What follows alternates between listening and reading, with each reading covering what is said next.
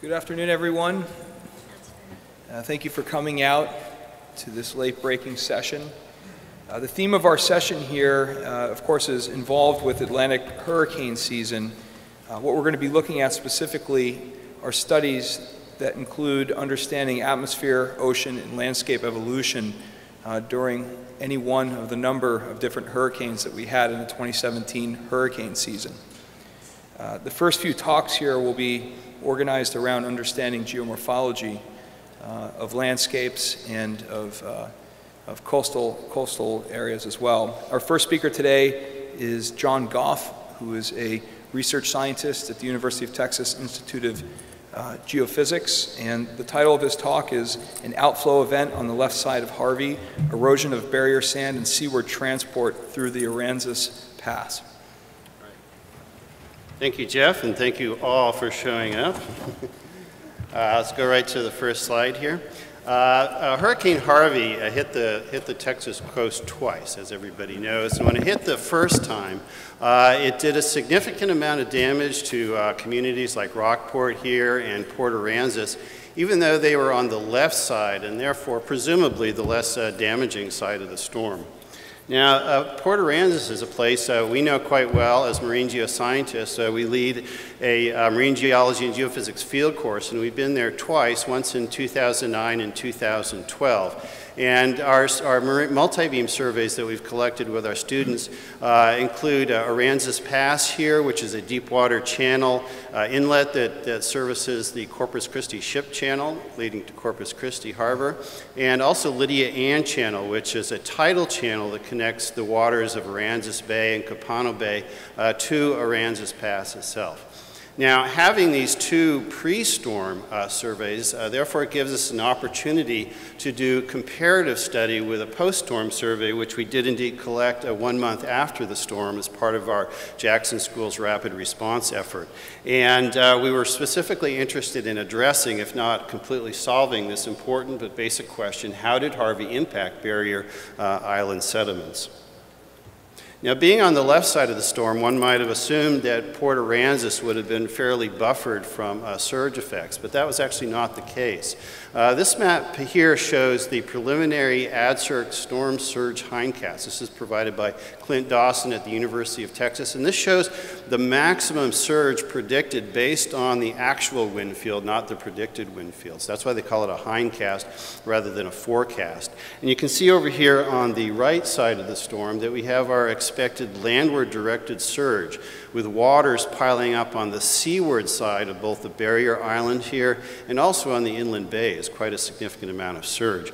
But we also see on the left side a seaward directed surge with waters piling up on the landward side of the barrier island, really focused around the Port Aransas area, and also up in this Capano Bay area saw a pretty significant seaward directed surge. And indeed, in the Port Aransas tide station data, which is shown in this black line in the upper graph here, we see just before landfall, which is this dashed line right here, about 2 meters of surge that occurred right before landfall. Now, the ADCIRC time series for this doesn't quite match that, but I just talked to Clint earlier today, and they're redoing this at a finer mesh, and they think they'll be able to get that kind of finer scale feature there. But more importantly for us, the ADCIRC time series tells us a lot about what happened in Aransas Pass during the storm, at least from a qualitative standpoint. And what we see here is the velocity in Aransas Pass during the storm. Here again is landfall here at the same time, scale shown here. And the dark line is the speed, and the blue line here is the direction. You see the direction just flips back and forth between seaward and landward, not surprising in the inlet there. So what we see approaching landfall is a slightly increasing speed in a landward direction. And then about 3 hours before landfall, we see a switch in the direction to seaward, and a real big spike with a duration of about 4 to 6 hours to seaward, and that gradually decreases over time in a course of about 24 hours. There's also a lot of morphologic evidence for outward flow. And some of the most dramatic comes from San Jose Island here. You can see this arrow pointing roughly where it is. It's sandwiched between Lydia Ann Channel here and the Gulf of Mexico out here.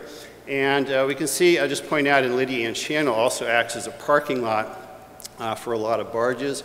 There's a lot of picket mooring posts here that the barges can park on, and so that's an important feature I'll show you in just a minute.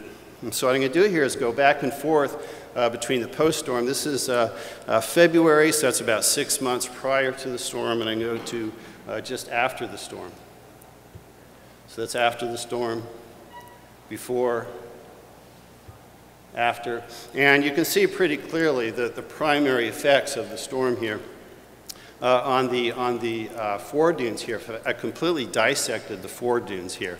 And all the flow indicators are to seaward here. We have deposition to seaward, no overwash. Our morphological indicators are to seaward. And we also see down here a stranded barge that used to be parked out here. One of the most clearest indications that the flow direction, the primary flow direction, was taking water out of Lydia Ann Channel and pushing it over the island and into the sea. Now, the Google Earth images also provide amazing evidence of erosion along the coastline here. And this is, again, San Jose Island, a little bit further south of where we were looking before. Again, we have Lydia Ann Channel here. We have Aransas Pass down here. And again, I'll go back and forth between these two images here. So this is before, 6 months before, and then right after, before, after. And we can see a couple of things. Right along the coast here, we see a lot of erosion of the foredune. Not surprising there, a lot of the vegetation has gone away. But what I really want to point out here is what happens on the bay side along Lydia Ann Channel. This dark line here shows the prior coastline. We can see up to 100 meters of retreat down here, and more generally about 20 meters of retreat going up along here. So we have evidence of an outflow event. We have evidence of erosion along the bay side. And so the next question, particularly for the Marine Survey, is what happened in Aransas Pass? We have a lot of water eroding and pushing water out. Did all that sediment that got eroded get shoved out Aransas Pass, or did a lot of it? Is there evidence for a lot of transport in Aransas Pass?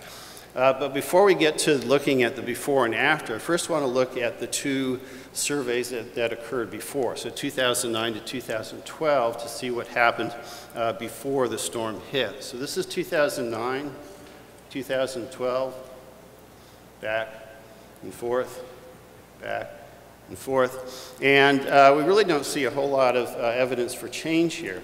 Now, I should have pointed out here that this survey goes out to the jetties. And again, we have Lydia Ann Channel going up here in the ship channel. So this is kind of the confluence there. But we see here, what I pointed out here in this slide are the features that have kind of persisted from one survey to the next over the course of those 3 years. One is this bed form field up around the corner with Lydia Ann Channel. Very sandy, we've sampled this, and some beautiful bed form fields that we see before and after right around kind of the corner there.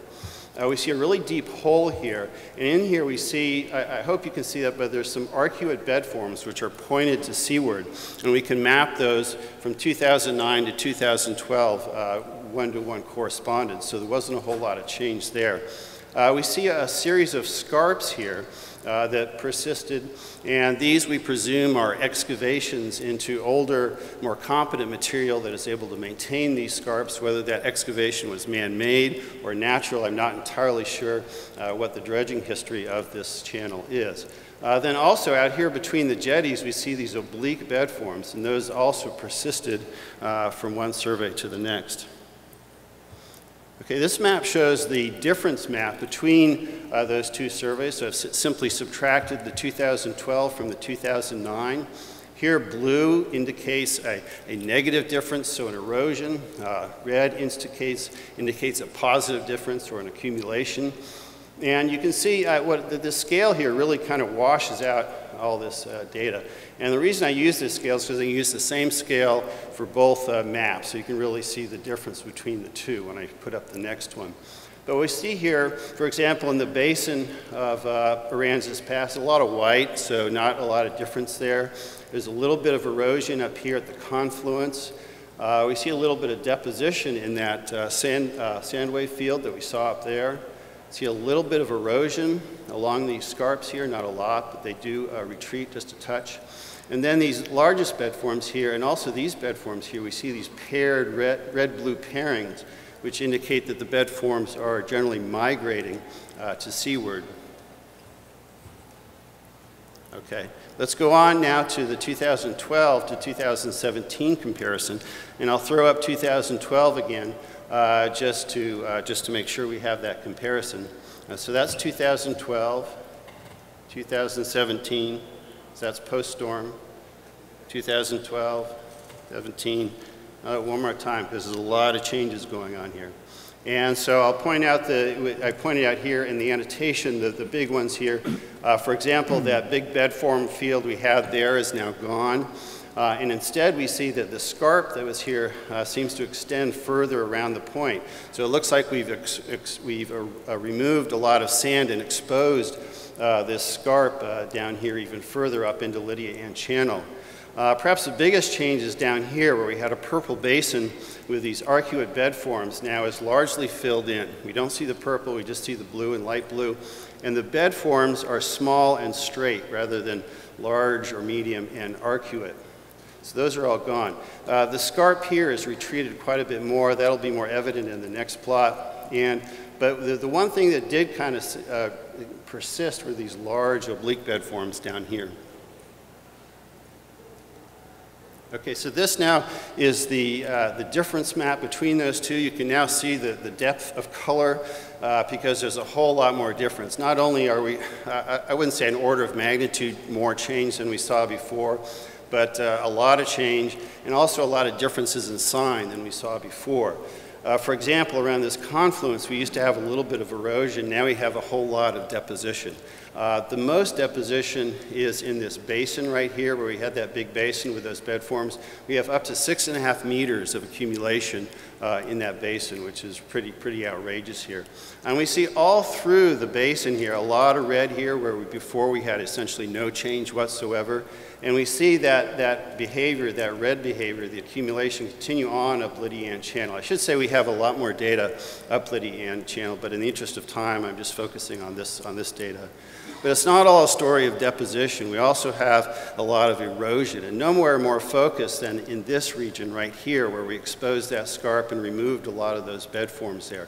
Recall that this was the corner of San Jose Island that retreated by 100 meters.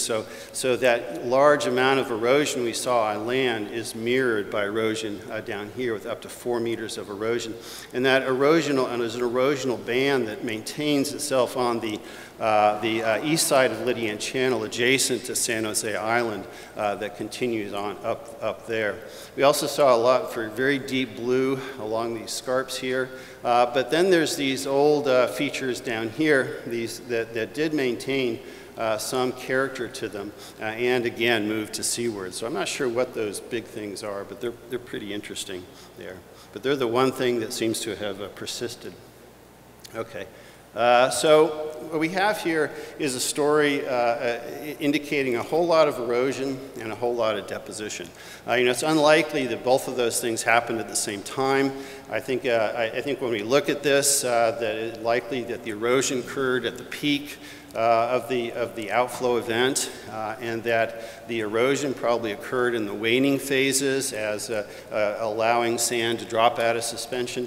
But both of these observations, a whole lot of erosion, a whole lot of deposition, mean a whole lot of transport, right? So clearly during this event, there was an incredible amount of push of water and sediment out through here. So, in summary, I want to keep this summary simple. What was Harvey's impact on the left side of landfall? We have an outflow event. We have bayside erosion, seaside as well, but I'm focusing here on the bayside because it's fairly unusual, and a lot of transport through the inlet. Okay, there's another part of this. If we're thinking about this in terms of a sediment budget, there's obviously another part where we're not measuring yet, and it's something we hope to do in the future. And that is there's this question: how much barrier island sand was transported out to sea beyond the jetties, and therefore permanently lost to the coastal sediment budget? And the way I think to really get at that is to go out and search for an event layer. That is, go out and core, and I'm almost certain that there will be a pretty significant event layer out there. So that will be our next focus in our work, and I will stop there. Thank you.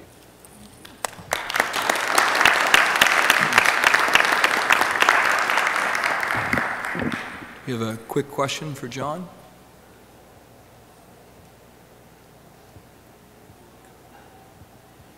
Great. Well, if not, thank you very much, John.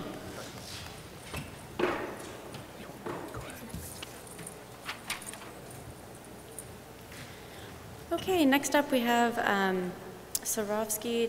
Dr. Cerovski-Darriau. She will be discussing Does Geology Matter? Post-Hurricane Maria landslide distribution across the mountainous regions of Puerto Rico, USA.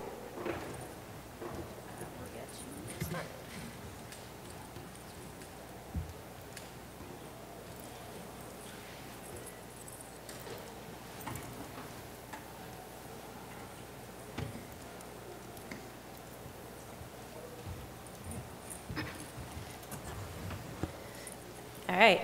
Hi, everyone. I was part of the USGS landslide hazard response team that was tasked by FEMA to look for any imminent threats to life or property following Hurricane Maria in Puerto Rico. So we went down there and we did a rapid landslide assessment with the help of some local collaborators listed here. So Carla Restrepo, Stephen Hughes, and Dorisabel Perez Martinez. So while we were in the field, we started asking ourselves, does geology matter? We're geologists, so it wasn't that strange of a question to start asking ourselves. And while we're still working on a more eloquent answer to that question, the short answer is yes. It seems to control both the style and kind of density of occurrence of landslides. And that's illustrated here in this cover photo. So we're at the contact of the tan granitic units on the right there that have all these shallow, dense slides that you can see there with a few houses in the middle. And, oh, thanks. For here, and then the redder, deeper slides that you see on the left. So to get everyone oriented first, here's an overview of Hurricane Maria. It was a Category 5 storm that made landfall and was downgraded to a Category 4. It made landfall in the southeast corner of Puerto Rico. It transited the island starting at the morning of September 20th. It dumped a bunch of rain throughout the central mountainous region, and this is following already wet conditions from Hurricane Irma that was a couple weeks prior to that hit the island. So you get wet soils, steep slopes, and then rain on it more. It's a perfect recipe for widespread landslides, and Hurricane Maria did not disappoint. So there were landslides all across in here, and it caused widespread destruction to roads, impeded recovery efforts, took out bridges, as well as just dumped a bunch of sediment in reservoirs, so impacting the water quality as well as the storage capacity. So, and I'm just using the term landslide here as a catch-all, so that encompasses all manner of mass wasting events, so from fast-moving debris flows to slower slumps. Now, so this presentation is a summary of what we found, but also, more importantly, this is to show you all what it was like in the field. So this is an overview flight from one of our first days on the island. And what you can notice here is all these brown spots that you see are trees that have lost all their leaves, and that defoliation made it really easy to map landslides, both in the field as well as from aerial imagery and satellite imagery.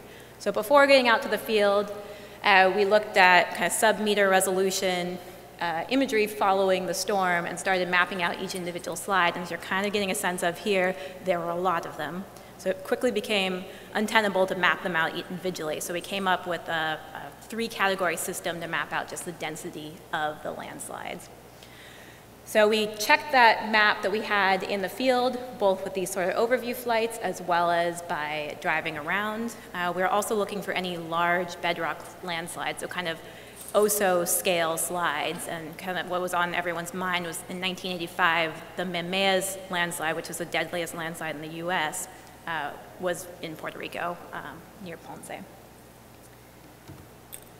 So this is that landslide density map I was talking about. So there's 3 categories again. Basically, we gridded the island and went and looked grid by grid, are there landslides? And if there are there more or less than 25 per square kilometer? And that 25 number is just like an easy number that when you're looking at a grid, you can easily say that yes, there's more or less when you're counting them up. And when we field checked this data, so the yellow is all of our flights, and then the blue is all of our drives. So we drove around a lot. Got to most of the municipalities in the mountainous regions.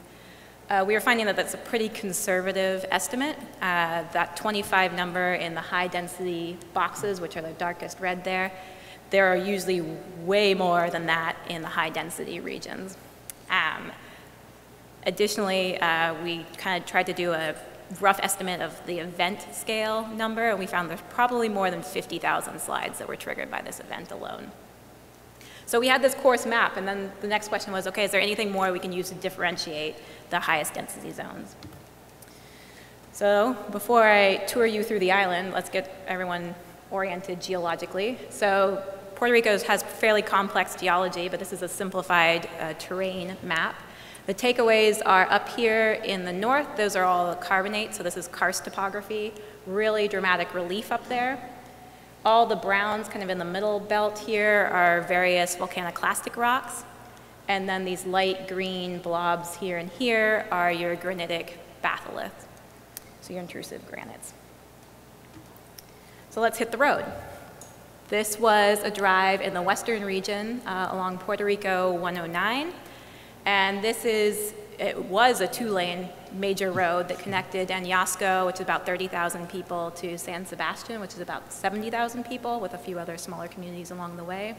So this is about 45 days after the event, and you see that they've cleared 1 lane. But there's still a lot of slide debris along the road. There's a lot of tree material that was taken out by the slides or by the wind. Telephone poles, any other thing that was in the way when these slides came down. And then you also notice that there's a bunch of fine material still on the road, and that was from subsequent rains or actually reactivating things, and you had more slides occurring, dumping more material down on the road. So starting our tour from west to east across the island, this is kind of in that same region, and what you notice here is that it's really red soil, and this is typical of your volcanic parent rocks. So we're in that volcaniclastic region. You see that there's some telephone poles caught up in the debris, a bunch of big trees, as well as, again, more reactivated stuff that's on the roads. And so assuming that there wasn't really a limitation with rainfall, there was sufficient rainfall to trigger landslides across the island, what else could we use to differentiate the styles and the density? Moving just a little bit further east, you see again that red volcaniclastic material. What you notice here is this is kind of more a clay-rich material, and it didn't always fail completely, so there's still a lot of material up on the slopes that could easily reactivate and did. As you move further east, you can see that some of them are a little deeper with longer runouts that can impact roads and dump sediment straight into the fluvial system. As you get further east, this is now into that granitic batholith. It's that tan material. This is really coarse, so the finest was kind of a coarse sand grain size, and then you have these coarse stones in the material there. In this kind of granitic region, the slides are typically shallower, and they're evacuating all the way to bedrock. So you can see here it's just bedrock, and then the material is left down here. So there's not really anything left to fail in this region. This is that same granitic soil. It's a high density of landslides, but again, they're really thin. So they're not really a high threat, or they weren't taking out much infrastructure. They're really kind of a nuisance, we called them, dumping a lot of material onto the roads or into the reservoirs. This is then now going again further east, and we're back in those volcaniclastics. Here, there's some deeper slides, but while they're deeper, they're still not actually failing in bedrock. These are all soil slides, mostly soil translational slides. But in the volcanic clastic, more clay-rich material, you can get deeper slides that can take out whole roads. They're not going to be as easy to fix, and they also could occur in lower relief. But most of them, again, are this shallow, steep landslides that you can see here that coalesce down into the valleys. Getting all the way to the furthest east section, we're now back in granitic rock again. You can get big boulders in here. This is the road to El Yunque National Forest, to the cloud forest, and also where there's a CZO located. Made it really hard to drive up there, but industrious people had made a way around if you had a small vehicle. And this is just a view looking back. So there was a lot of really mobile slides in this granitic soil. That coarse material is really easy to mobilize and flow out long distances. So what does this spatial distribution correspond to? So this is that same density map, but now the hash marked ones are that greater than 25 slides per square kilometer, and just the empty squares are 1 to 25 landslides. And this is draped over a slope map. So this is a slope generated from the 5-meter DEM. And what you can see is that, yes, all the slides occurred in the mountainous region, so all those kind of yellow to orange colors. But the highest densities didn't really correspond with the highest slopes. So the highest slopes are in that carbonate terrain, as well as kind of in the central volcaniclastics over there. Looking at rainfall, this is a cumulative precipitation from Hurricane Maria, and it made landfall here, dumped a bunch of rain, and then went across the island. And you do have to take these rainfall maps with a grain of salt, because hurricanes, rain gauges don't record horizontal rain very well, and the weather satellite, or the weather radar station, was knocked out during the storm, so there wasn't really good rainfall data. But generally, we think this pattern persists, and if it does, the highest density slides were not where there is the highest rain. And yeah, there was about, I think at peak, like 1 foot an hour is what the rainfall was in there. So this takes us back to geology, and it matches up really well with geology. So all those slides here, the highest density region of slides again was there. They're mostly occurring in those volcaniclastic regions or in that granitic batholith. And the highest density, about 60% of this particular unit, this was the Tutuado granodiorite, was high density landslides. So looking at that then, kind of just in a bar chart form, your gray bars here are your percent of each of those terrains in Puerto Rico. So most of Puerto Rico is quaternary, and then there's some volcaniclastics, and then the carbonate. The red is what percent of each of those terrains is high density slides. And this is where, again, you can see that the granitic rock is producing an abnormal amount of landslides. So therefore, we are hypothesizing that when rainfall is not limiting and slope is not limiting, that geology is really your major factor. So using all that information, we were able to subdivide our density map further for FEMA. So we came up with 4 zones, pretty coarse blobs, but zone 1 was that highest threat area, so in the west where you had a high density of slides, but there's a lot of material that was still up on the slope, so we consider that an ongoing threat. In zone 2, just because of the number of slides and the density, that was our second zone, but again, they weren't really taking out as much infrastructure, and it mostly failed to bedrock, so there wasn't much material left to make an ongoing threat. Zone 3, this is where you had those deep slides, so they could really impact infrastructure, but they weren't quite as dense as the other zones. And then 4, there was a lot of them, but it was a less populous region, so most of that area is that national forest, so there was just less things to impact. So in summary, what we were able to provide for FEMA was this density map. So we were able to come up with a quick way to assess your slides using imagery as well as field checking it. And we figured out there's about more than 50,000, did not identify any imminent large bedrock failures, and that the geology seems to matter. So with that, and if we have time, I'll take any questions.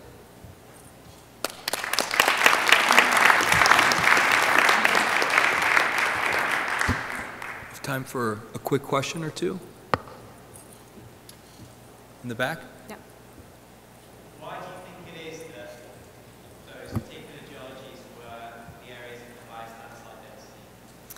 Yeah, so we're trying to answer that in a better, more quantitative way, but in general, that the granitic soils, just that basically that grain size, you're able to mobilize that material really well, and it has less cohesion, and the strength of it is far less than the more clay-rich volcaniclastic material. So basically that stuff can get wet and just goes, like, you know, a sandcastle. Wet your sandcastle, it falls apart. So, yeah. Thanks for your presentation, it's very nice. Do you have any idea if the vegetation cover has anything to do with these landslides? You showed a lot of different figures with potentially different vegetation, or do you not think that that has anything to do with it? What's the question? Is it vegetation The cover? vegetation cover, does it have any implication potentially? It's, before the hurricane, it was fairly dense vegetation in all of those regions. It was hard to assess that once we were on the ground because it was mostly gone. But from my understanding, it was fairly uniform across those areas. It seems like some of the regions it revegetates with some invasive vines more quickly than other areas, so that will decrease the immediate threat following, but I don't know for beforehand. Great. Thank you very much. We're going to shift gears here and talk about flooding. Our next speaker is Dr. Ceres, who will give a talk titled "The 100-Year Flood Seems to Be Changing. Can We Really Tell?" And that's Robert Ceres from Penn State University.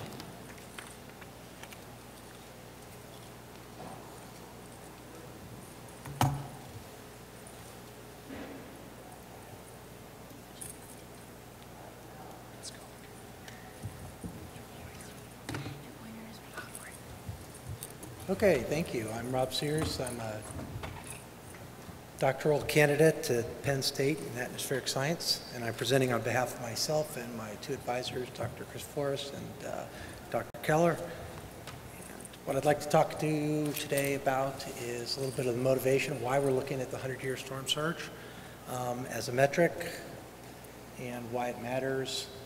A little bit about observation system simulation experiments, of which this research is one of, a little bit about our method and some of the conclusions, hopefully with the idea of convincing you that when we come up with an estimate of a 100-year storm surge line or other measures of climatic extremes or weather extremes, that we are likely to be overconfident in our results. So that's where I hope to get you by the end of the talk. So let's go here. Why do we care? We care, at least, you know, if the late session is any indication, there's at least some perception that the risk of storm surges, the risk of flooding after major hurricanes is actually increasing. And maybe more importantly, we're actually doing something about that perception. Here's an image of the Big U project to protect Lower Manhattan. And what's cool about this is that photoshopped in image of the Battery Park area where they are disguising a levee or a dike as a beautiful tourist attraction to bring more people down there. So there's some complications with trying to mitigate the risk of storm surge or flooding. One of those is that we expect really long lifetimes out of these projects. Two, they cost a lot. It's hard to arrange for the money, and it's hard to get the money allocated once you get public support for those. And three, unfortunately, the risk doesn't seem to be stationary. If for no other reason than the people keep moving to the at-risk areas, the infrastructure keeps moving to the at-risk area. We also know that sea level is going up in response to ice sheet loss and ocean heating. And we are strongly suspicious that the weather is going to change in terms of the largest tropical cyclones with the greatest rainfall and the highest storm surges.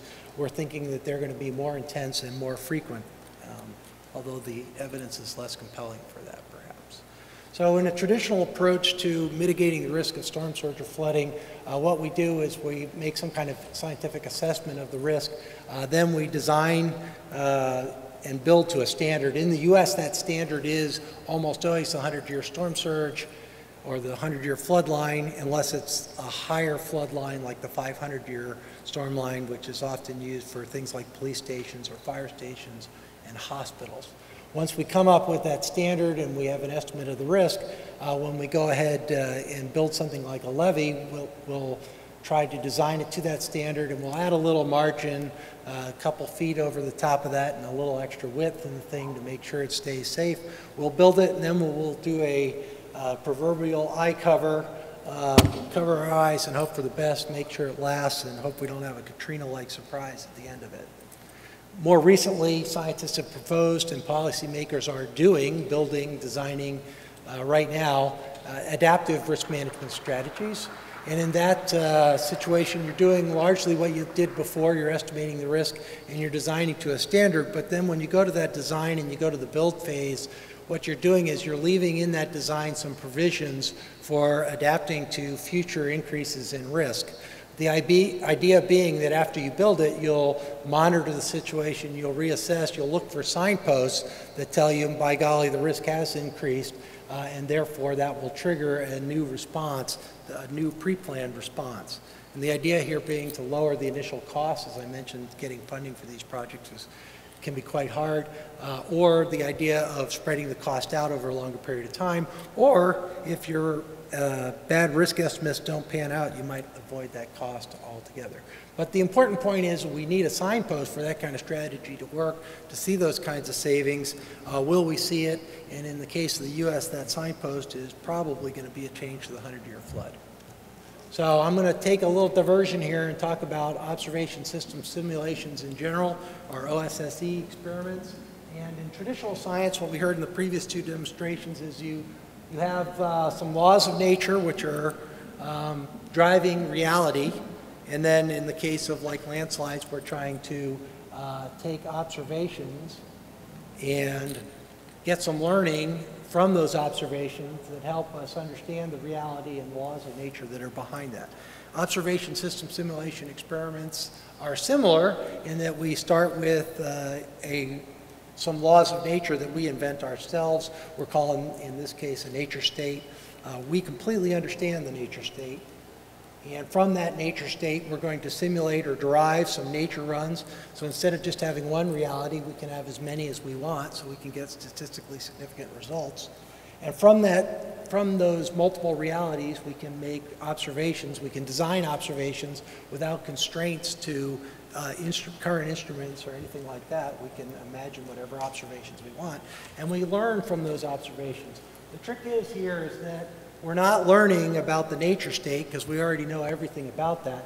What we're learning about is the relationship between observations and how much we can actually learn to somehow elucidate a better understanding of our limits of knowledge from what we're able to learn about the actual universe that we live in and inhabit. So in our case, we have our laws of nature, or our nature state, is a GeV distribution with non-stationary parameters that change over time. Our reality, or our nature runs, are simulated peak water levels drawn from the equations that drive our nature state. And our observations are calculated or estimated 100-year storm surge levels or flood levels generated using extreme value analysis. And there's the GeV equation. There's three parameters that govern that. The red location parameter, the green sigma or the scale parameter, and the blue C, the shape parameter. And as I mentioned, we vary those over time. That becomes our nature state. There's 4 of them, and in each experiment, E1 through E4, we're driving a 1 meter per century increase in the 100-year storm surge or 100-year flood event by changing different combinations of those parameters. E1 is the location parameter, E2 is the scale parameter, E3 is the location and the scale parameter, both changing linearly. And then in experiment 4 is a little bit of an outlier. the location and scale parameters are changing non-linearly, but the 100-year storm surge is still changing linearly, which is a little bit of a trick, but that's what we've got with that one. From each nature state, E1 through E4, we generate 100,000 nature runs to allow us to conduct a deep statistical analysis of that. We use 4 detection models for each nature run, and those correspond to the GeV parameters, where we've got a fully stationary GeV analysis. We use a non-stationary scale parameter analysis, a non-stationary location parameter analysis for C, and then the final method D here is we use both a non-stationary scale and location parameter. And when we do that, we generate our nature run. This is one nature run, 4 analysis with 4 different methods, method A, method B, method C, method D, for the same set of storm surge observations over time. These gray lines are the estimated 100-year storm surge level that's predicted from the data that we get up until that time. And these lines that are sweeping down are our threshold, our detection thresholds.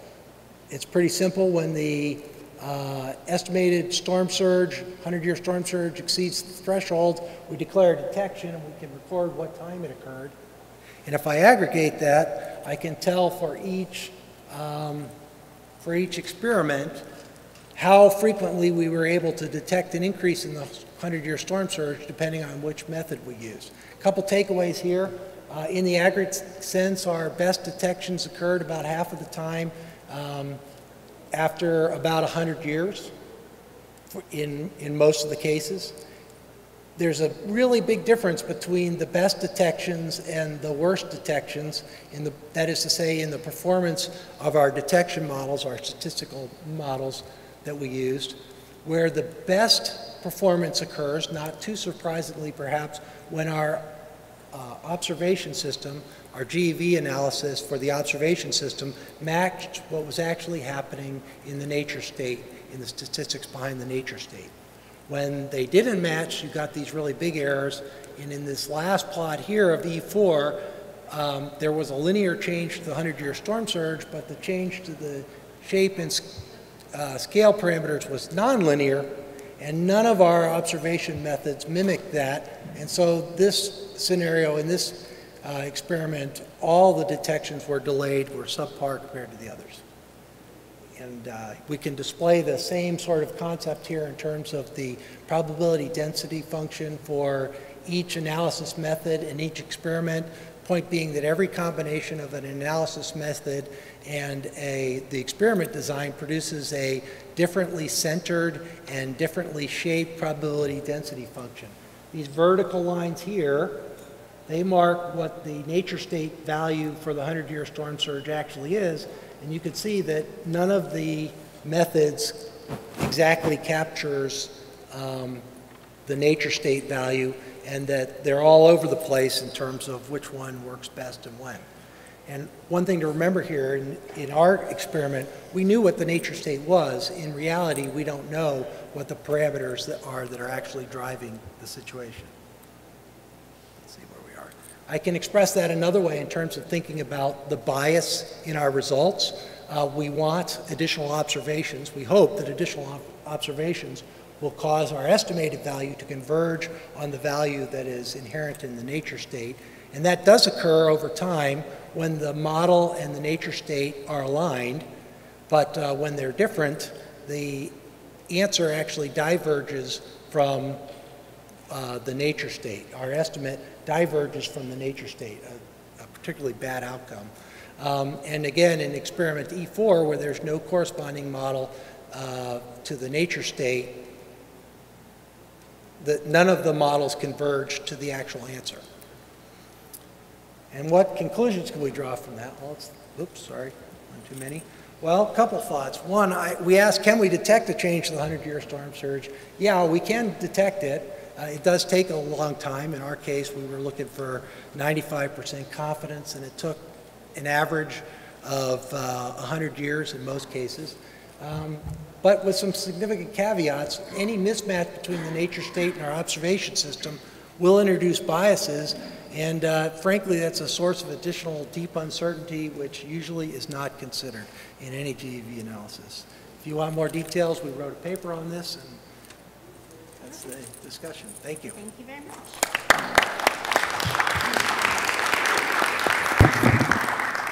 We have time for one quick question, but while that is occurring, could the next speaker please come up?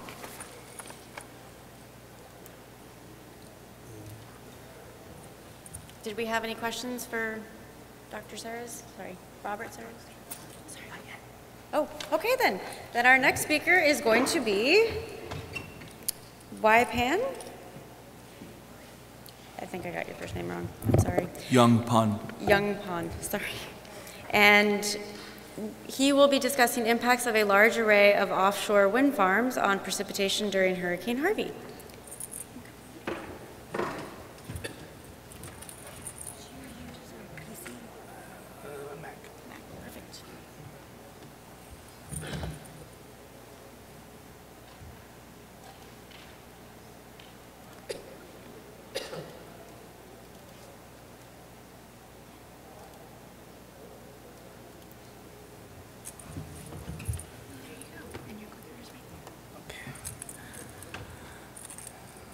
Okay, hello everyone.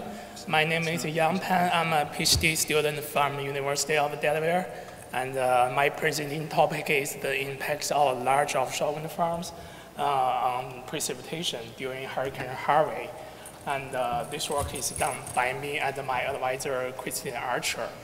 And the motivation for our work is we know that Harvey was the wettest tropical cyclone in US history, and it has brought to the Texas coast possibly the heaviest rainfall in record in US history. And there's some study that shows inland wind farms can have a local impact on the precipitation. And other study by Jacobson shows offshore wind farms can reduce the wind speed and the storm surge during hurricanes. So the question comes to us, can a large offshore wind farm affect the precipitation during hurricane? To answer this question, we used the weather research forecast model to simulate the Hurricane Harvey. And the right figure shows the domain, which is have a resolution of 10 kilometer. And the details of the simulations are listed on the left side. I will skip the details, but I want to mention one point. We are not using the hurricane WRF. It's not HWRF, and there's no data simulation in our simulation. The reason to do this is that we want to emphasize the impacts of the wind turbines, so we do not want the results to be overwritten by the observation update. And with this setup, we have some results. This is the case without turbines.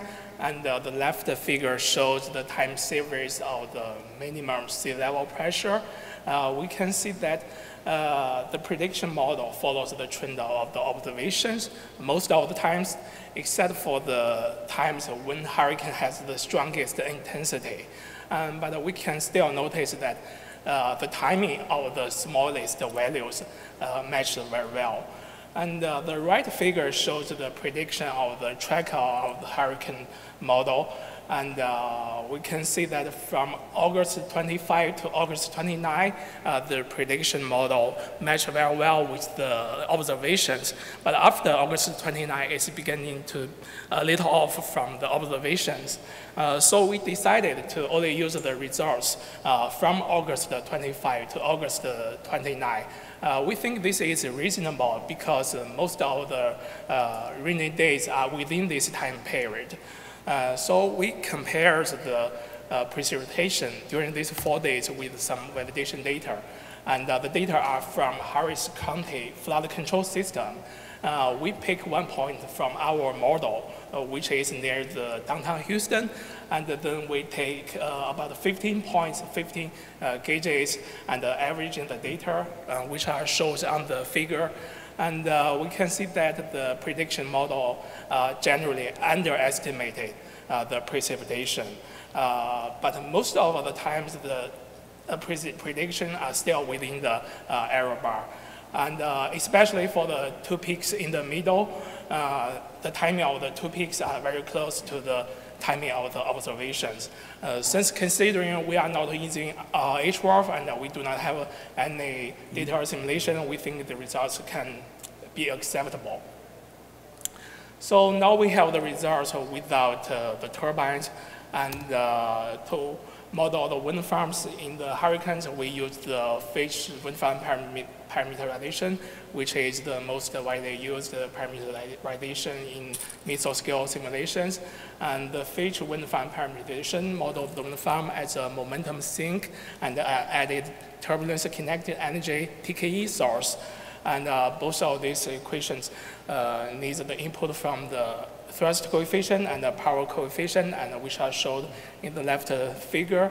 And the turbine we used is the Anakin 126, which has a diameter of 126 meters, and the turbine is 7.5 megawatts. We tested a few layout configurations, and there are three basic configurations. The first one is the large one. This one covers the all coast of the Texas area and most part of the coast of New Orleans. No, it's the coast of Louisiana. And the turbines are placed within the coast to 100 meters to the coast. 100 kilometers to the coast, and all the turbines are within 200 meters water depth. And the second layout is the medium case. It's the same with the larger case, except for the size in the west and the east direction. And there's another case, is the small case. This layout, the turbines are seen within 20 to 80 kilometers. The reason for this case is that we want to avoid the zones that are very close to the coast because this may be the no construction zones. And also we want to have as less number of turbines as possible. There are still other two cases, but we will not talk about this because the results are not very important in today's presentation. From this figure below, I will show the results with the turbines, and all of the results is the difference between with turbines minus without the turbines. And this figure shows the wind speed difference at the hub height. And you can see that most of the change are negative. It means the turbines are extracting energy from the atmosphere, and the wind speed are reduced, which proves that our wind farm parameterization are working correctly at the right position. And this figure is the most important results, and it's a 3-day total precipitation from August 26 to August 29. And this is difference with turbines minus without the turbines. This figure confirms that there's an impact on the precipitation, and there's more precipitation offshore and less precipitation inland, and which I think is the benefits for us. And this is not only true for 3-day total, it's also true for 1-day total. This is from August 26 to August 27. It's 1-day accumulated precipitation, and we can see similar patterns. There's more precipitation offshore and less precipitation inland. And for the comparison with the different layouts, I will use the 1-day precipitation. And this is a comparison between the medium case and the small case. We can see that from the small case, although we have less number of turbines, we can still see the reduction of the precipitation near the coast and inland, although the reduction is slightly smaller than the medium case. For the comparison of the medium case and the large case, we can see that for the large case, although we have more turbines, it's almost 4 times the number of turbines compared with the medium case, but we do not see an obvious improvement. And the reason we think is that for the southern part of the turbines, actually they are not impacting the precipitation because at the location, the wind is coming from the inland to offshore. So why do we have this more precipitation offshore and less precipitation inland? We proposed an explanation. This explanation is based on wind convergence and divergence. And both of these figures are from the medium case. And the left figure shows the divergence difference of horizontal wind. It's with turbines minus without turbines. It's at the hub height, and it's at 3 a.m. UTC, August 26. The right figure is the vertical wind speed difference with turbines minus without turbines, and it's also at the hub height and at the same time. And from blue circle, we can see that there's more convergence, which means less divergence. And correspondingly, on the right figure, there's a more positive vertical wind speed. And so there's more rains in the offshore areas. And in the onshore areas, there's a more divergence. And correspondingly, in the right figure, there's a more negative vertical wind speed. So we have less rain here. And then conclusions and the future work. So we have confirmed that large arrays of offshore wind turbines can effectively protect the coast from heavy rain during Hurricane Harvey. And this is due to the convergence and divergence of horizontal wind. And we also have done some sensitivity tests. We find that although the small turbine, the small layout, it can still have some similar benefits as the large case, which has almost 4 times the number of turbines. And we have similar benefits for different spacings. And for the small case, we have a no construction buffer zone, and the benefits are slightly reduced. So for the future work, we have to find the smallest array site that has a significant benefit. And we will also test the sensitivity to the no construction buffer zone. And for next time, we will use new developed hybrid wind farm permutation, and we will also test the other hurricane cases. Thank you.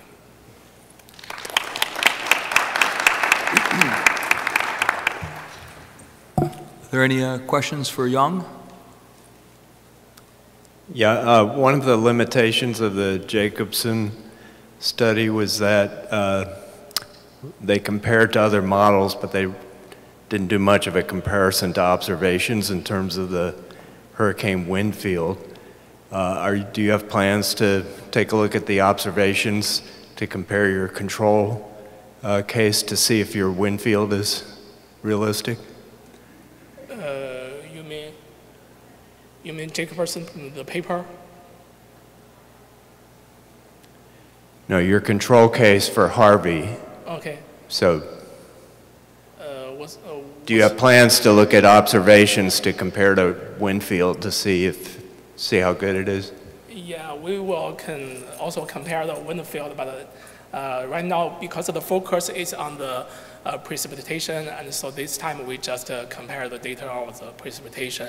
And we have plans to also check the wind field, but I have an initial look at the wind field, as we have shown for the pressure.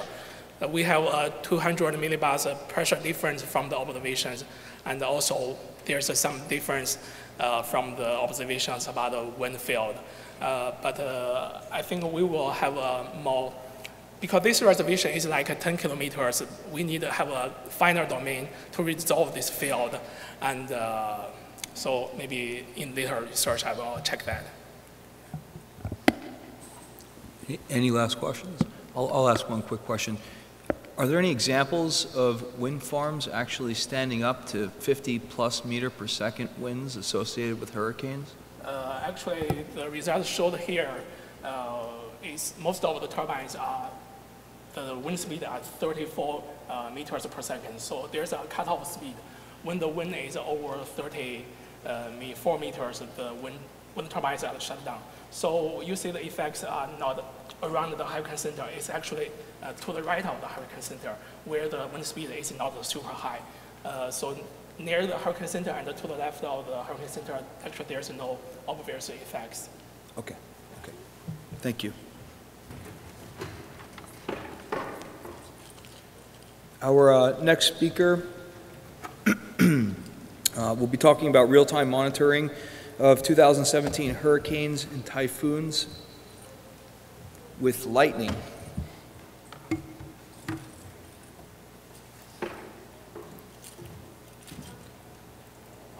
Our speaker's name is Natalia Solorzano. Yes. Nice Italian name. Good. Thank you.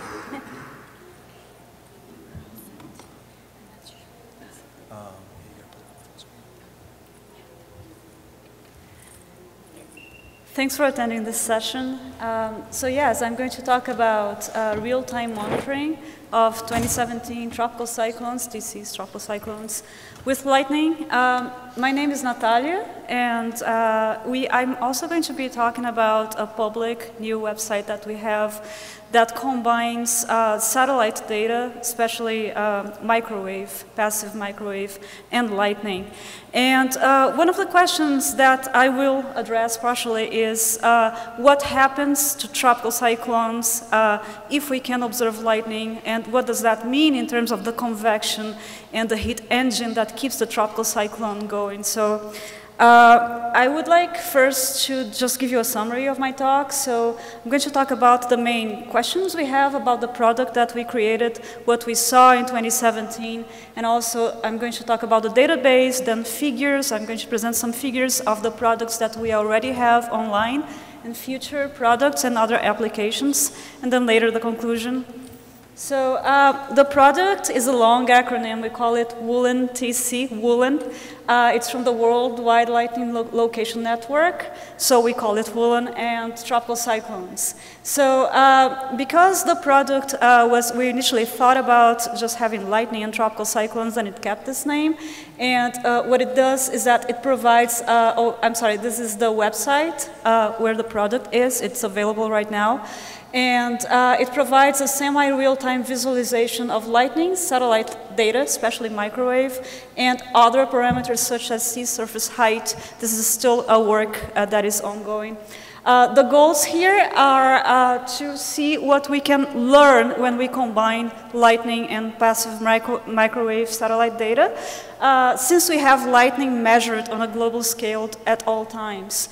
And the ultimate goal would actually be data-driven analysis. So what can we learn with all the data that we have in real time or near real time about tropical cyclones that we haven't learned yet? And how can we use that maybe for forecasting or improving the forecast, actually? Okay, so I'm going to just summarize the main satellite data that we use. We use high frequency, so we already have implemented 85 and 91 from SSMIS and the old TMI and also GMI. And that senses basically ice, and ice, as some people know, maybe not everybody here, so there's a correlation between ice and lightning. So that's why we're interested in ice. And later we're going to implement actually 183.3, all the channels. That's the water vapor channel, but that can also be used to visualize convection. So this is just a panel of satellite data and lightning data. Lightning is the blue circles. So this is the minimum brightness temperature. Lightning is strokes per area per day. And we're just seeing that the colder it gets, and I understand that we cannot see great differences between the different channels. The colder it gets, the more ice you have, the more lightning you have. Most storms are in this area here. This is the probability density function in orange. So most of the times we're here, including for tropical cyclones. And in the blue lines here are the error bars. So I just want to show an example of what happens to 183 gigahertz, because it's not a very commonly used channel, and lightning when we combine those data. So this is a dual frequency plot that we have from one of our papers, and we can see that, so this is 183, and we plot that against 183 channel differences, because they sense different parts of the cloud, and some see more ice, some see less ice, but they all see a lot of ice. So in red here what you see is the probability of lightning, and this means lower temperatures. So the difference between the 183 gigahertz channels, they tend to flatten out when you have intense convection, and that's how sometimes we hunt for intense convection using lightning in those channels. So the product, what we have so far, we have storm track maps. I'm going to show you those later. The lightning time series for the inner core and the 1,000 kilometers. We also have spectrograms that I'm not going to be presenting here. We have the daily lightning density and satellite images overlaid with lightning strokes. What's important here is that we take the satellite image and we take the lightning plus or minus 15 minutes from the satellite pass time. So here is just Woolen, which is the lightning location network. Just an example from a recent picture there. And the blue dots are lightning, the red dots are the sensors.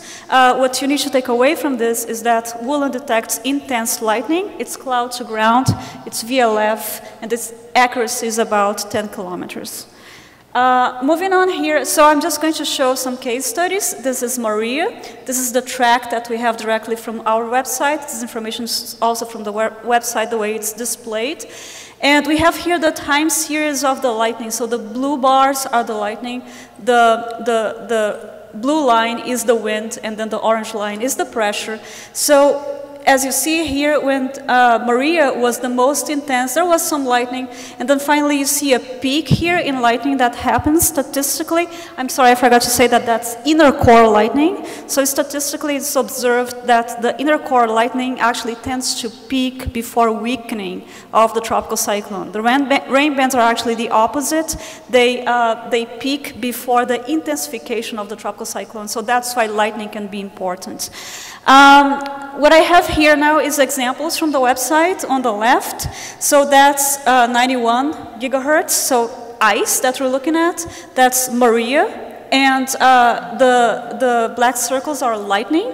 And what we have on the right, so this is the peak intensity, the red box here.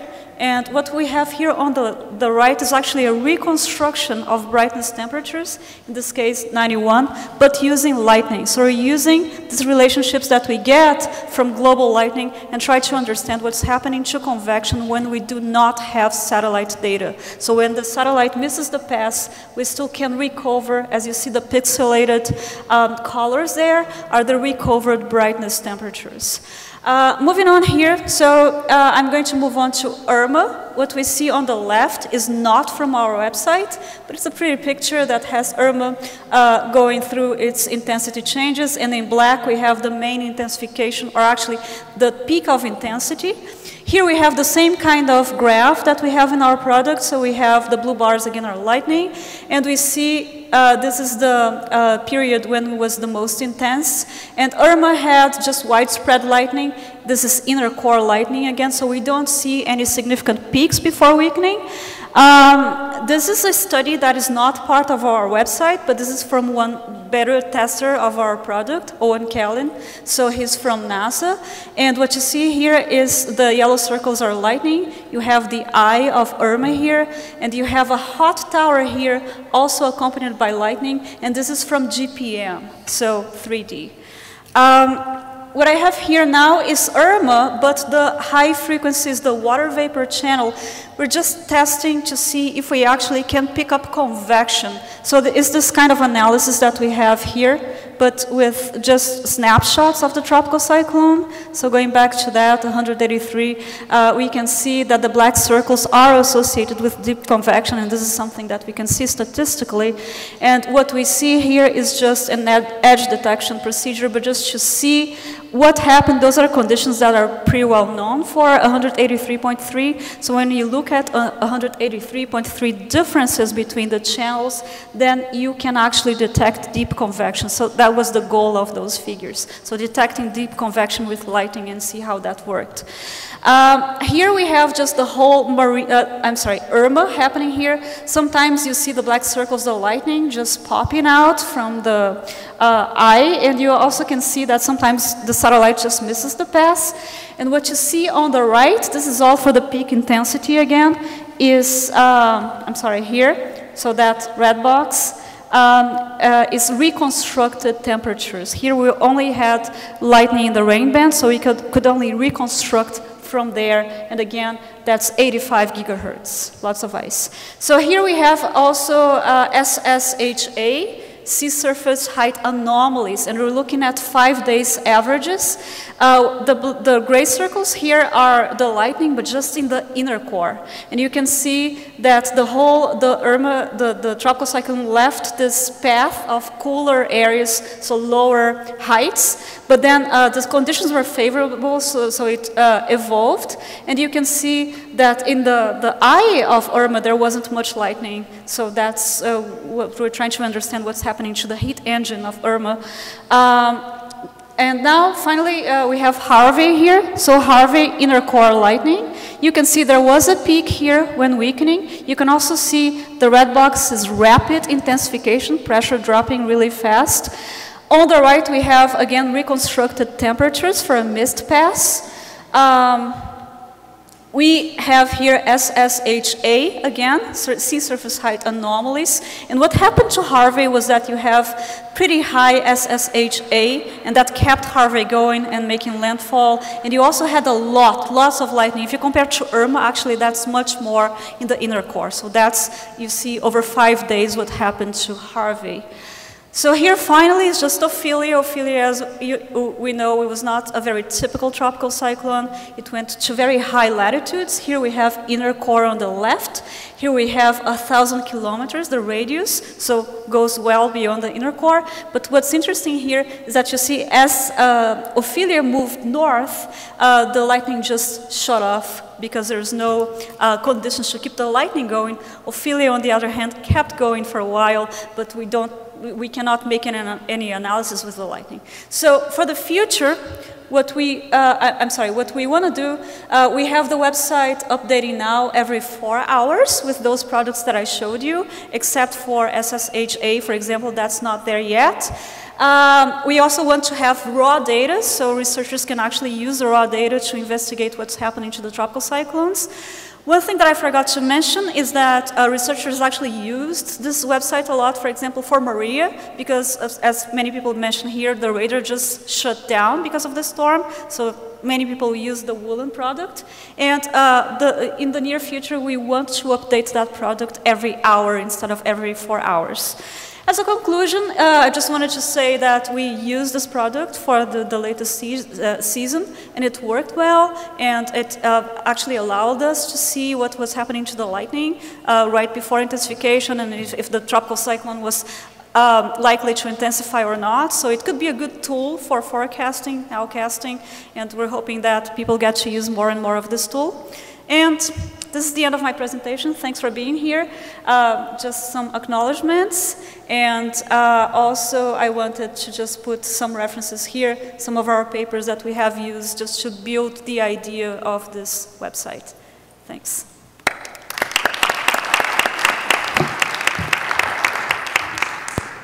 We have time for questions for Natalia.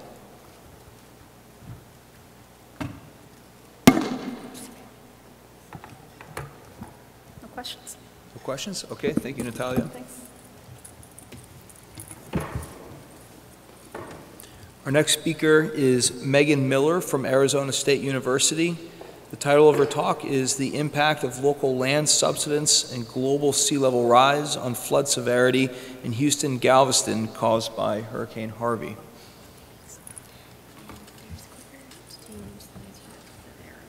Okay. I want to thank everybody for coming here to see my talk today. My advisor, Manushar Shirzai, and I are excited to be a part of this particular session because of the interdisciplinary nature. But today, my talk will focus on how remote sensing data that is detecting local land subsidence and the effect of global sea level rise on flood severity caused by Hurricane Harvey. So Hurricane Harvey, as you know, the flooding devastation was unprecedented, with precipitation records being set. It takes a second, I just hit the button. There it goes, okay. But we're going to be using synthetic aperture radar data, which is where a satellite flies over the same area twice, collecting C-band radar data. which is able to penetrate through the clouds and give us a picture of what's happening on the ground. And we analyze the backscatter intensity, where brighter colors are reflective and typically indicative of land or buildings, roads, and dark colors are dispersive, which can often be heavily vegetated areas or water. And we perform statistical analysis on many images before the hurricane to minimize any issues with changing land cover and vegetation. So we compare many images from before, and there's an example of one image from August 18th on the left, and then one image after on August 30th on the right. You can just visually see that the difference in brightness just on the screen there. But through our statistical analysis, we've identified flooded areas with blue markers here. The pixel size is 50 by 50 meters, and a total of 782 square kilometers is inundated with this mapping technique. You can see in the light gray area, that is the city limits of Houston, and there are quite a bit of land is marked blue. We wanted to compare this with the national flood hazard layer that FEMA uses. And in yellow areas, the yellow areas are where minimal flood hazard is listed. Red is a 500-year flood zone. And in green, that's an area where flood control structures have reduced the risk. And when we compare that with our flood map, you can see that there are quite a few areas of yellow, which was designated as minimal flood hazard, and also red and green. But the area is quite extensive. We know that there are both natural and anthropogenic causes to the level and the severity of the flooding that we saw during Hurricane Harvey, but there are a few things I want to point out here. On the natural side, there is a component of natural sediment compaction that just occurs over time through the settlement of the grains.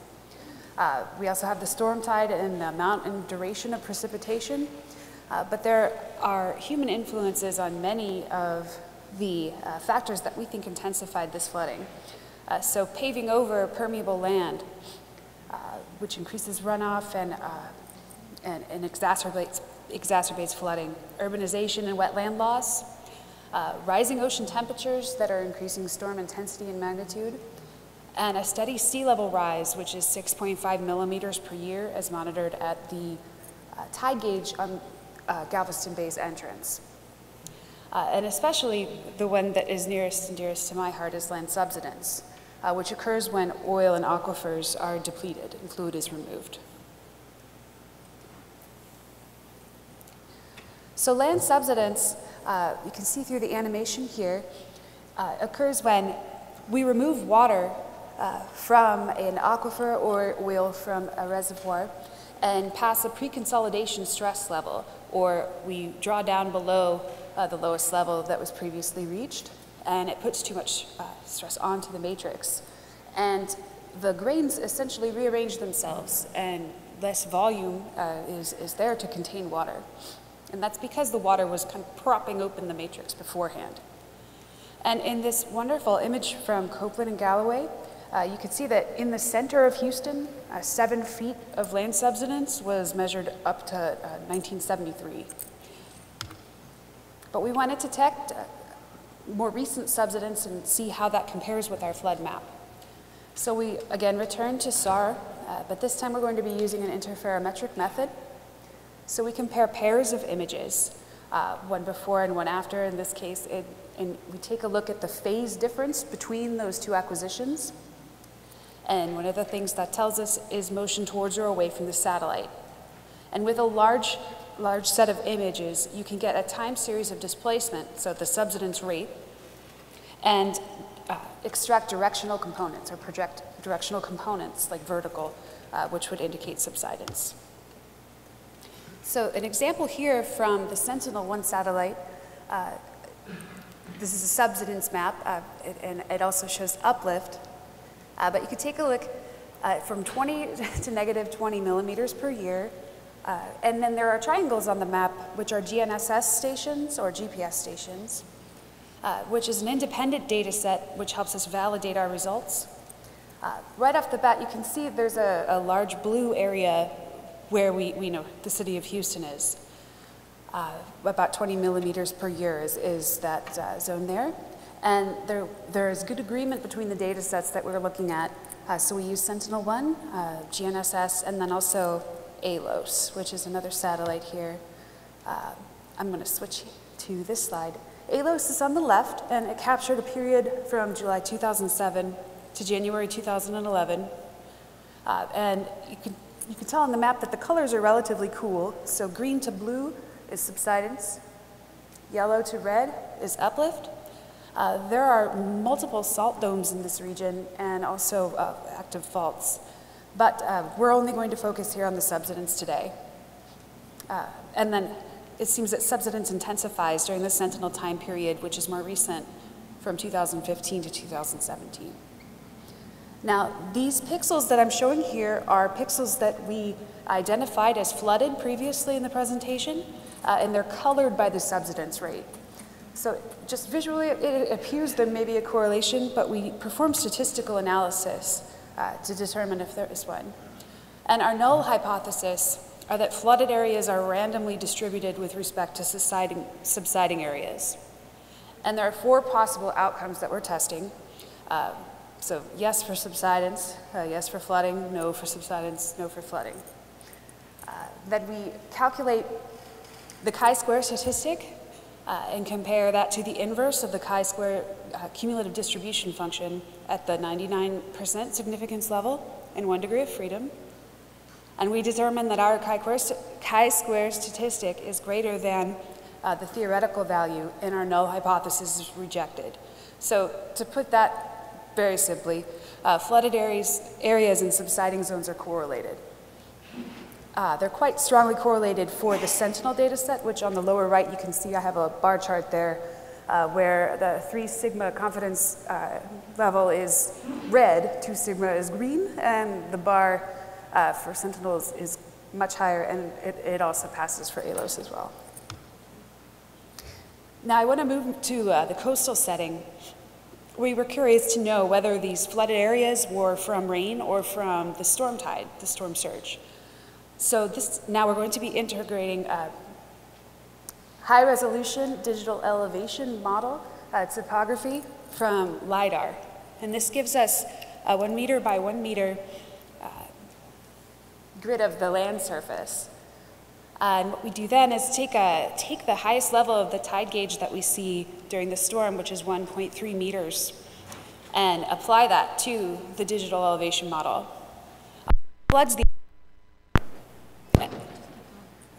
Which floods the areas in pink, and a total of 142 square kilometers are inundated with this model. But the model does not extend very far inland. So those blue areas that are kind of a throwback to what we were looking at before do not appear to be related to the storm tide. Now, one thing to consider is rising sea levels in this region in particular. But the Intergovernmental Panel on Climate Change has multiple model scenarios on what they expect the sea level rise to be in the future. And we took a look at the worst case scenario, RCP 8.5, which would be if no action was taken and emissions were to rise unabated. And that gives us about 80 centimeters to 1.5 meters sea level rise by 2100. And in this chart to the right, you can see there's also a blue range that's listed there. This range is if we were to adopt the Paris Agreement. And you can tell there's still going to be an increase, but much less of an increase. Okay. So if we just model sea level rise, the blue areas are what we would expect to see inundated with just the 80 centimeters of sea level rise, and that's 100 square kilometers. And then red, this is if we're looking at the 1.5 meter sea level rise, and that's in addition to the blue areas, the red would also be inundated. But this is if we could just magically stop land subsidence. So this would just be the effect of the sea level. We're interested in the worst case scenario. So if we take a look at rising seas, land subsidence, and a storm surge, then you see that the map is much more colorful. So we have 247 to 294 square kilometers inundated. And this is covering most of Galveston Island and the Bolivar Peninsula, but also it's affecting more of the mainland as well. So in conclusion, we have a lot of people living by the coast, and that number is only expected to increase significantly over time. There's a lot of property and infrastructure there that we want to make sure is as safe as it can be. Remote sensing can give us a different picture from what we're used to of the effects of these types of storms and how to best plan for them in the future. So we would like to take a look at events in other cities and help improve hazard and risk assessments and become more resilient for floods. Thank you.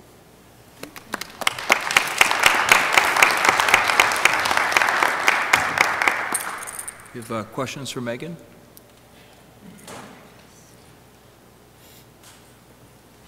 Yes.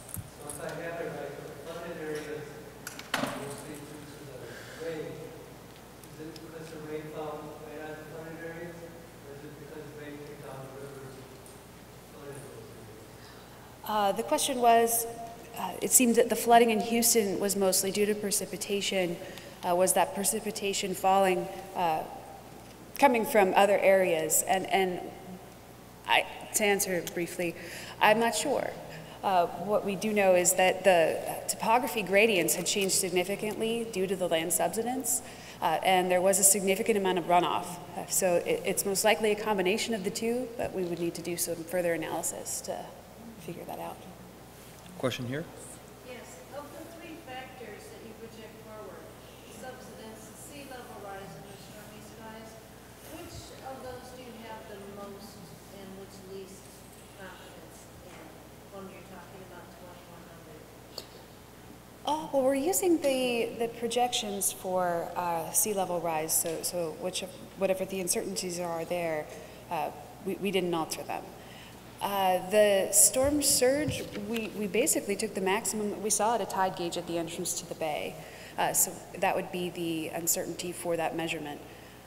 With our subsidence calculations, we have sub-millimeter precision for our velocity calculations, which is the rate that we see the land changing. I guess we would have to put them all together to get a proper answer to your question. But there's no crystal ball, and I think this gives us the best projections that we can use for the future to see what the effects will be. Thank you. I'll ask one more quick question. So the classic gauge chart that you showed describing up to 7 feet of subsidence in Houston over the 20th century, that's thought to be associated primarily with the extraction of groundwater, which has slowed significantly in the last couple centuries since Lake Houston came online to be the primary supply of municipal water for the city. So do you have a sense for what could be driving the subsidence rates that you were able to extract from the radar data in the past few years to decade? That's an excellent question.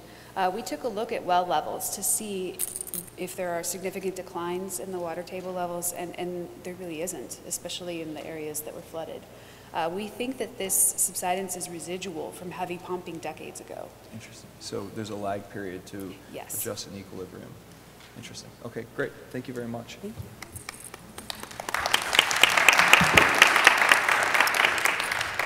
Okay, our next speaker is a gentleman named Alexander Soloviev, and he's going to give a talk titled Oceanographic Air-Sea Interaction and Environmental Aspects of Artificial Upwelling Produced by Wave Inertia Pumps for Potential Hurricane Intensity Mitigation. Oh, thank you. Yeah, I'm going to talk about oceanographic and air-sea interaction aspects, also environmental aspects of artificial upwelling. Yeah. So the idea of artificial upwelling is that if you go below thermal line, it's 100 meters approximately, water temperature drops significantly. If it's any way to bring this cold water to the surface, maybe it's possible to affect hurricanes.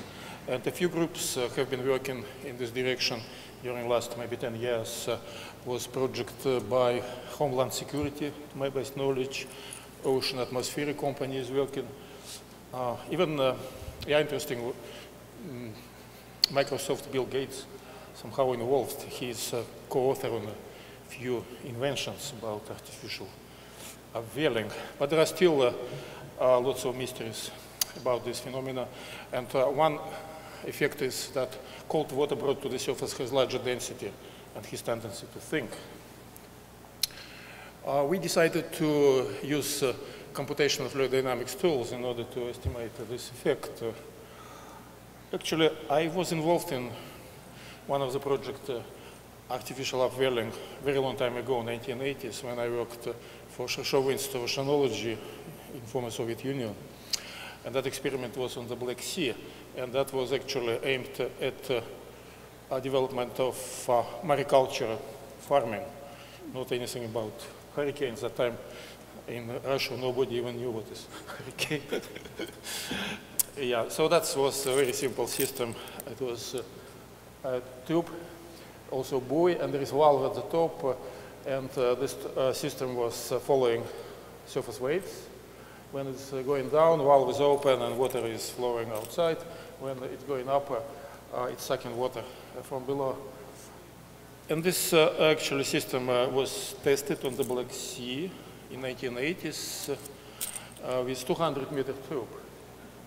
So because that system was aimed at farming, mariculture, mostly measurements were done for chemical biological parameters, for nutrient content, and it turned out that measurements at the sea surface just nearby the tube and at the outlet of the tube showed significant differences, like silicone was 50 times fold increase, and ammonia, phosphorus was also a significant increase. Black Sea has anoxic area around 200 meters, so with no oxygen, no nitrates, but when this water is coming to the surface, it has oxidation and produces lots of actually nutrients. But again, that was for mariculture purposes. We also paid attention that there is significant temperature difference, of course, across 200-meter depths was difference. It was about 15 centigrade at that time. And this means that it's cold water, quite cold is coming. And we did analytical model and published it in Soviet journal Oceanology. We even get a patent on that system, but it belongs everything to Soviet Union, not to us. And it expired a long time ago. So for that analytical model, a single device with a 200-meter long tube, 1.2 meter diameter, it's about 1 square meter cross-section, for 2-meter wave amplitude is able to produce up to 1 meter cubic per second flow of deep water to the surface. If we look at 15 centigrade temperature difference, it's actually a tremendous amount of negative heat energy. So it was like 56 megawatt. Yeah, that's about energy which is consumed by a little town, I guess, electrical power, like 20,000 people, 20,000 households. Of course, it's a big challenge to convert it to electrical energy. Virtually, it's almost impossible, so I will not be talking about that. But if we assume that this negative heat rate generation is distributed over 1 kilometer squared, we get like 56 watt per meter squared. And this is equivalent to average air-sea heat exchange between ocean atmosphere in many parts of the world ocean. One problem that this cold water is thick. If it would stay on the surface, everything would be perfect. So we decided to use computational fluid dynamics model. This is ANSYS fluid engineering type model. So we developed a numerical domain which was 400 meter long, 250 meter deep, and 100 meter wide. We tried to reproduce a situation on the Southeast Florida shelf, where we live. I'm most interested, of course. And also we include a tube. We don't do here any mechanics because we are interested about this convective jet. Mechanics possible to do as well, but it's additional complication at this point. We don't do it. And we initialized the system with profiles of temperature and velocity, also realistic on the southeast Florida shelf. It's not Gulf Stream, it's more coastal waters. What we have mesh resolution is 2 meters or less. It's automatic meshing with set 2 meters, but sometimes near boundaries it was doing better resolution, producing more cells and longer time for computation, unfortunately. And we set boundary conditions, sides and bottom are slippery. In order to really generate flow of cold water, we set numerical fan. It's possible to do it, numerical fan, which generated vertical flow. What we used, computational fluid dynamics, large eddy simulation, turbulence model, and we also set periodic boundary conditions, so this is equivalent to infinite fetch. So this floor has no obstacles, so it continues flowing. Also, we apply wind stress at the top, typically about 5 meters per second. We also apply fluxes if we need to, solar flux, and also RC exchange fluxes. So then we run this model. So we see that cold water get to the surface and start producing this jet. This convective jet, because of current, it's at some angle, and it's hitting then the bottom of the mixed layer and top of the thermocline. In order to see more, because it's a three-dimensional model, to see better what is going on inside, we produced isosurface, surface with temperature 298.4 Kelvin. And this is top of the thermocline, bottom of the mixed layer, and this is this convective jet is coming.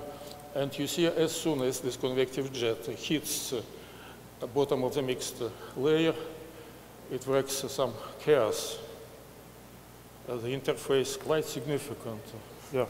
In order to see better what is it, we look in 3 dimensions. So it's apparently there is significant roughness, and this is indication that there is a turbulence developing. If turbulence developing, it increases flux of cold water.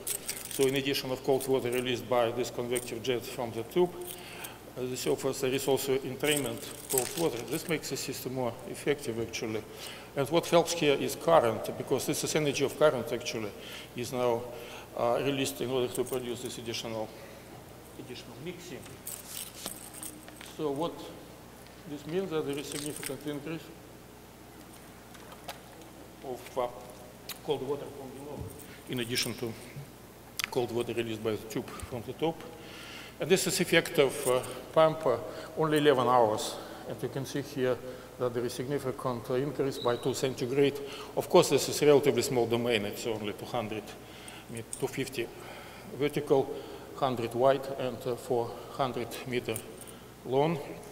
There is one caveat here, that as soon as we get colder water, it can make atmospheric stratification stable.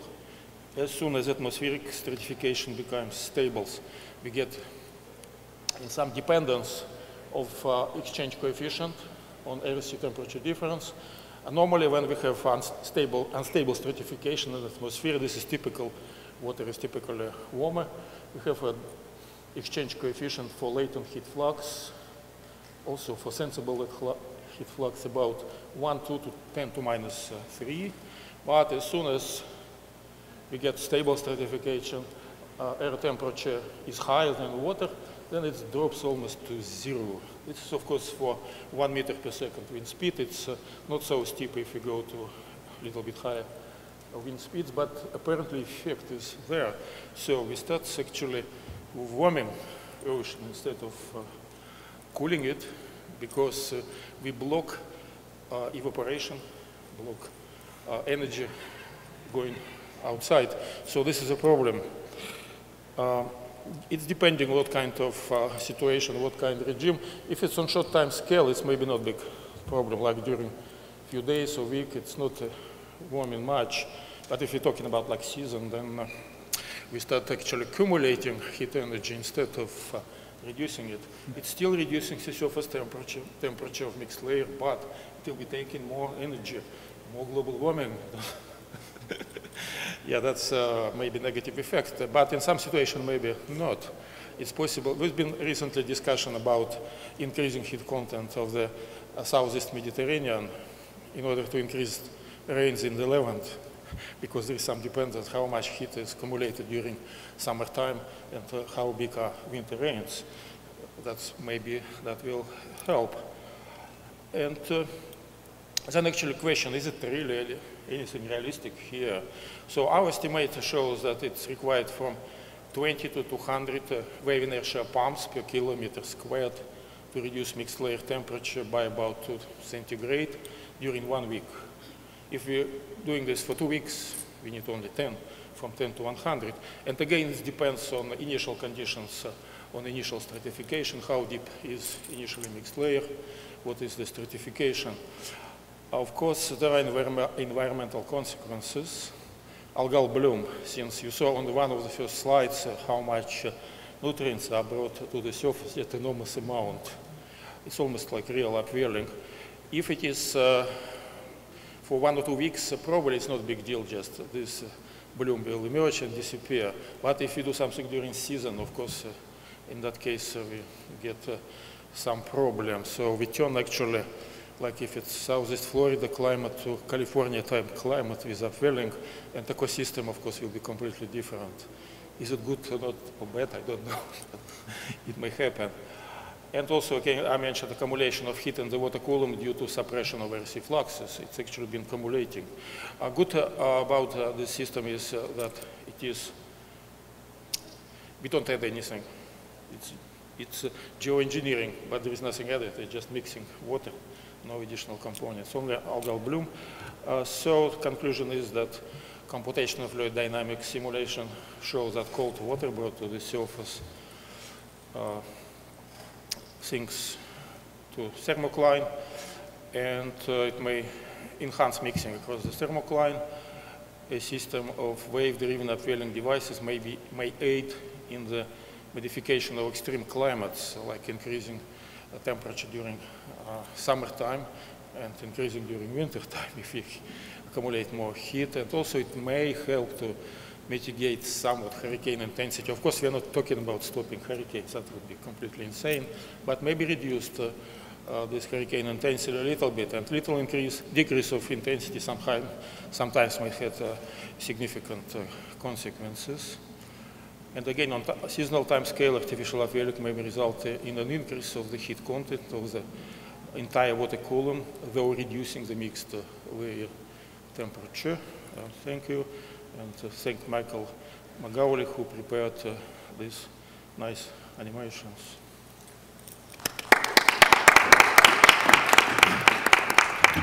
So, any questions for Alexander? Okay, I'll ask a question.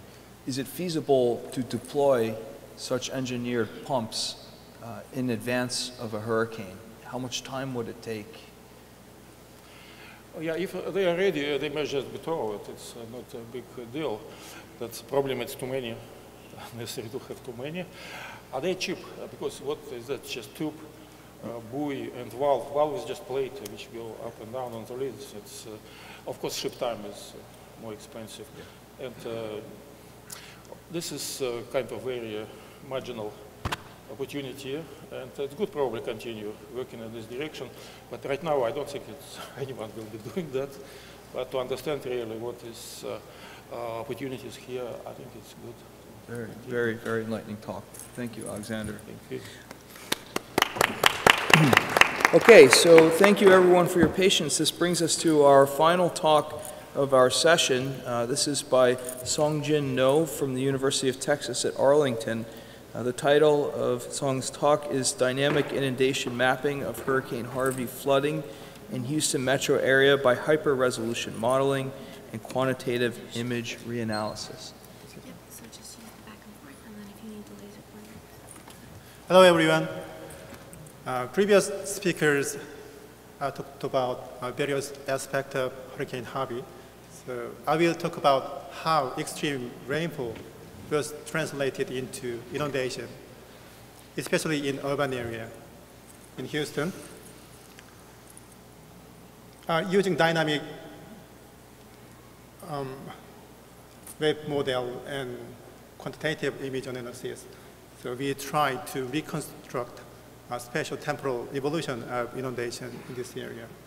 So before starting my presentation, I'd like to acknowledge co-authors, so Junak Lee, Yu Zhang, and Dongjun Seo at UT Arlington, and Seung-Soo Lee at APEC Climate Center in South Korea. So many people might see this Geo-16 image. The Hurricane Harvey made landfall near Rockford, Texas, and downgraded to a tropical storm, but stalled in the coastal line and poured unprecedented rainfall. Accumulated precipitation until August 30 is more than 30 inches around Houston area and breaking historical record in some gauging locations. That's what we all know. The study domain is so-called bayou area in Houston. The area is about 4,900 square kilometers. So the reason we select this area is this is highly urbanized area. And as far as I know, inundation happened in urbanized area is less known due to many reasons. So in this catchment, water flows from west to east, and water is connected bay. The simulation area covers most sub-catchment in Harris County, two reservoirs in the upstream of this catchment, Addicts and Barker reservoirs, and there are multiple bayou rivers, including Buffalo Bayou, Greens Bayou, and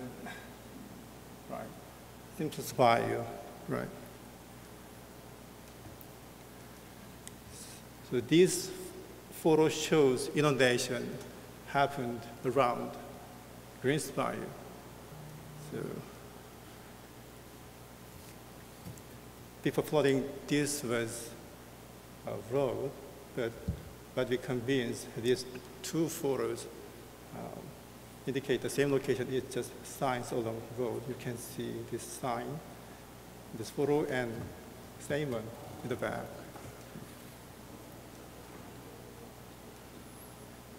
So what caused this flooding in this urban area?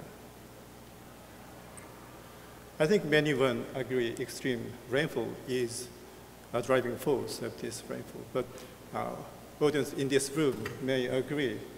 Another component like unique topography, land use, storm surge also affected this flooding. But how significantly or to what extent did these components affect the flooding? To answer this question, so we use hyper-resolution modeling. So we used 10-meter resolution USGS DM. And we also consider building footprint.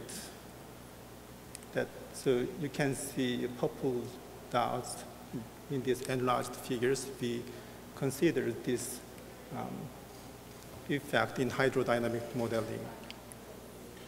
So this model was first by 4-kilometer resolution radar-based rainfall estimate. And also we considered observed seawater level at the downstream as boundary condition. So unfortunately, there was missing after 29 August, so we assumed a decrease of sea level from this point. Okay, the model we used is the integrated two-dimensional urban flood model originally developed in Kyoto University, Japan. So two-dimensional inundation model is based on dynamic wave approximations.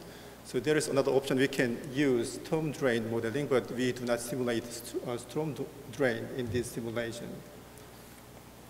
So this model was extended to deal with higher dimension and higher resolution,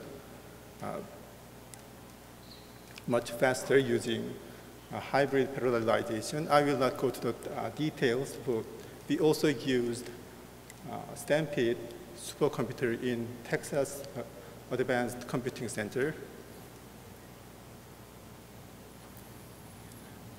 So this movie shows evolution of inundation from 25 to 31 August. You can see inundation is sharply propagated in the watershed, and water is accumulated in two reservoirs in the upstreams. And water depth is gradually decreases in the catchment, but you can still see some rise in these two reservoirs. So I will show you the same movie again.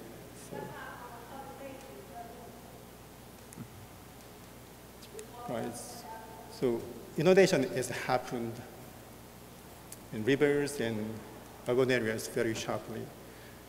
And actually there was a water release in two reservoirs after 28 August, but we do not consider artificial release in these simulations. I will show you what makes difference in this artificial release.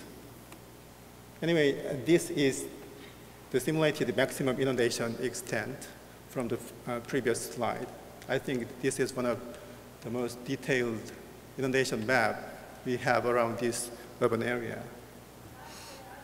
So we evaluated this inundation mapping using two different sources of observation. One is observed water levels at stream gauges, and another one is some quantitative information retrieved from some photos. So there are several gauging stations along streams. The black line is observation and blue line is simulations. So we are still calibrating model parameters, but the magnitude and pattern of water level are quite consistent with observations. And in addition to these two locations, we are also comparing water level in another location, including water level at the downstream of reservoir. So what is interesting is, so hydrograph at each location shows quite different pattern, and model is capturing this variability quite well.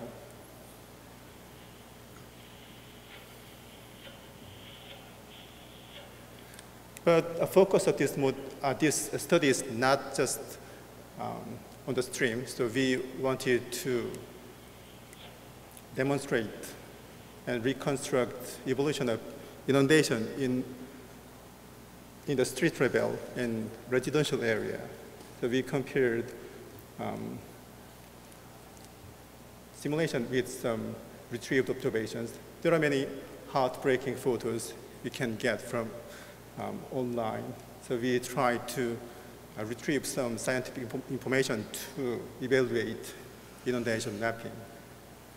So we can get some location and time information from photos, and we estimate some inundation depths from each photo. But this is the simulation result at site B. So this is a special distribution of inundation at that time point, so 27 August. So before, this is the road, the highway 630, and this is the street view, and this is the photo when it was flooded, and we can see, so model quite well captured this inundation in this location. So Yeah, this is another example. So I showed you this photo in the earlier slide. So model captures this local inundation in this area. So we compared simulated water depths with estimated depths from photo information. So we could see some good agreement between two.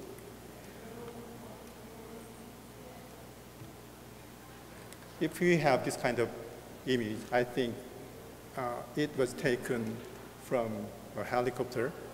So using some reference information, we can extract inundation extent. Then we overlay this extent in Google Earth, then we can see some analysis from this observation. So we compare this observation with simulated result at this time point. We see some under simulation at this time. So we think this is affected by this release from two dam reservoirs in the upstream. So we try to consider this condition in the future simulation.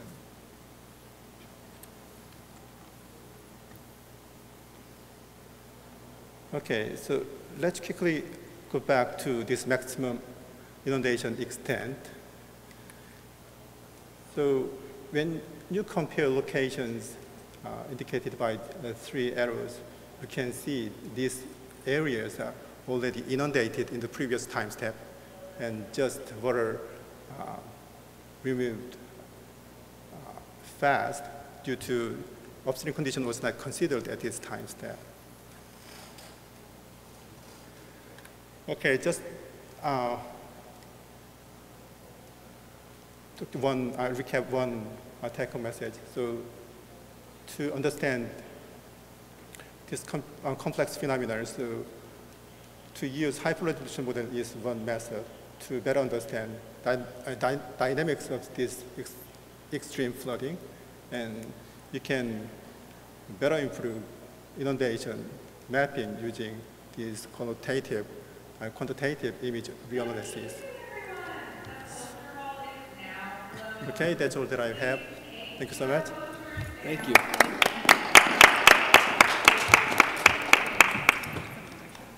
So you can take a couple questions if anyone would like.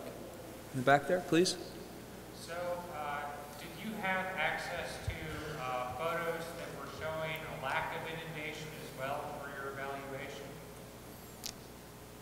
So what information do you mean? So in your evaluation photos, they were all of places that were inundated. I was wondering if you had a negative data set that showed places that were not inundated when evaluating your model.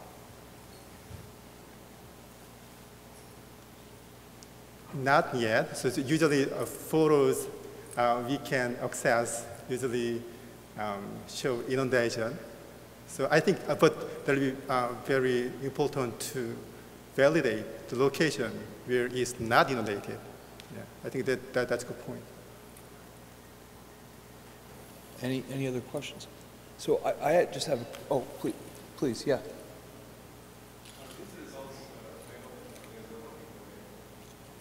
these results available in a public domain? Each result is available in public domain.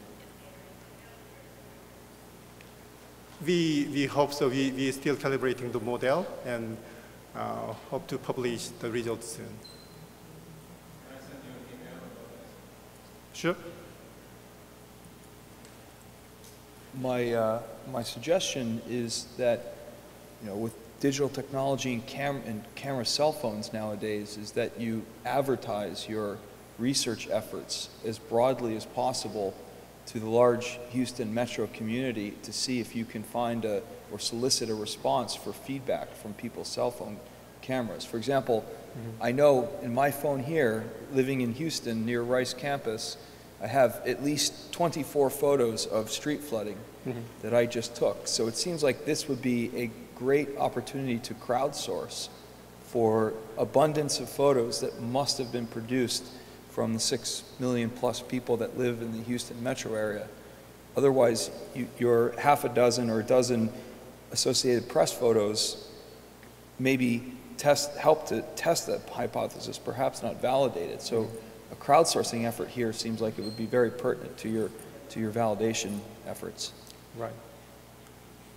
Just a comment in general, but less of a question. Well, thank you everyone for coming out. Thank you for your patience this evening. This brings a wrap to our late-breaking Harvey and hurricane sessions, and let's, I guess, for the remaining dozen or so people, give a round of applause. Thank you.